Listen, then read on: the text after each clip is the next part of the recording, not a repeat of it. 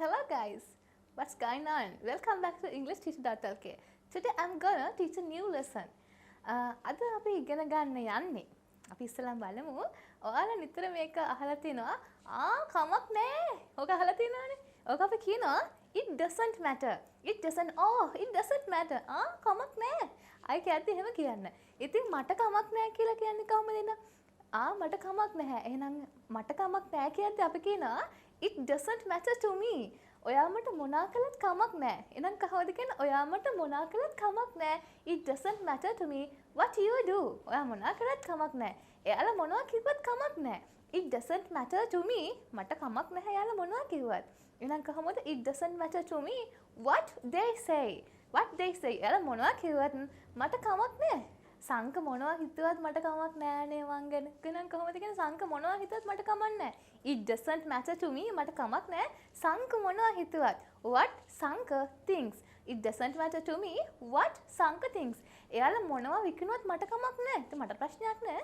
එයාලා මොනවා විකිනුවත් මට කමක් නෑ. It doesn't matter to me what they sells. එහෙනම් කොහොමද කියන්නේ? ඔවුන් මොනවා විකිනුවත් මට කමක් නැහැ. It doesn't matter to me what they sell. ඔවුන් මොනවා විකිනුවත් මට කමක් නැහැ. Let's try for another example. තව example එකක් කරන් බලමු. කවුරු මාත් එක්ක තරහ වුණත් මට කමක් නැහැ. එහෙනම් කොහොමද කියන්නේ කවුරු මාත් එක්ක තරහ වුණත් මට කමක් නැහැ. It doesn't matter to me who gets angry with me. කවුරු මාත් එක්ක තරහ වුණත් මට කමක් නැහැ. It doesn't matter to me who gets angry with me.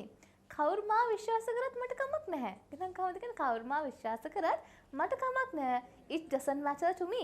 It doesn't matter to me who believes me. එහෙනම් කොහොමද කියන්නේ කවුරු මට ආදරය කරත් මට කමක් නැහැ. එහෙනම් කොහොමද කියන්නේ it doesn't matter to me who love me. එහෙනම් ඔයාලටත් පුළුවන් ඔයාලගේ යාළුවොත් එක්ක ඉද්දි කමක් නැහැ කියලා ඉතින් කොහොමද කියන්නේ? කමක් නැහැ. දැන් ඔයාලට පුළුවන් ඒක ඉංග්‍රීසියෙන් කියන්න it doesn't matter to me. කමක් නැහැ මට කමක් නැහැ.